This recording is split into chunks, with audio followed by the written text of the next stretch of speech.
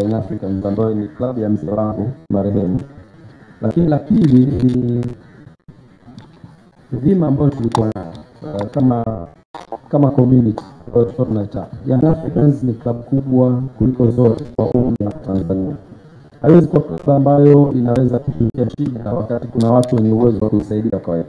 Kwa hiyo naweza kusema professional kama civil engineer na kuweka jitihada kwenye mpira. Hiyo ni eneo la pili. La tatu ni kuungwa mkono kwa uongozi wetu kwa wanachama na mashabiki. Wanachama na mashabiki waliweza kutupokea vizuri sana. Waliamini kabisa ya kwamba brain zetu zikiungana kwa pamoja, kwa wajumbe kama utendaji, makamu wa rais pamoja na viongozi mbalimbali ambao tunaweza kusema ni brain nyuma ya Africans, tunaweza kufanikiwa. Challenge ya kwanza ni umri, na ni kijana mdogo. Challenge ya pili ni kwamba tuliwahi kuonekana kwenye uongozi wa mpira kama kuongoza vilabu mbalimbali, na hicho kilikuwa kinatia wasiwasi.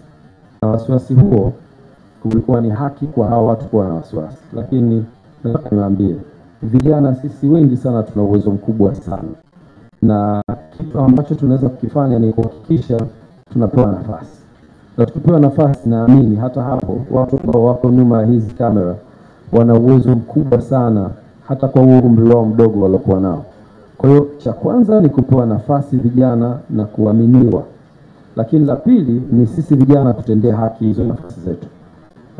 Nikiri kwamba haikuwa rahisi, lakini tumepambana na naamini vijana wengi wanaweza wakiaminiwa.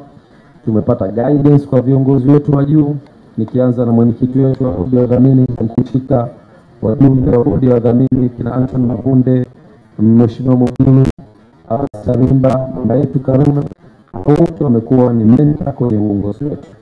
Lakini kwa viongozi mbalimbali ambao wanatusupport.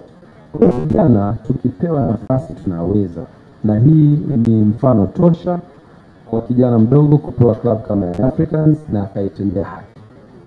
Ramadhani Mbaruke, ile tulitisha kwenye takwimu ilikuwa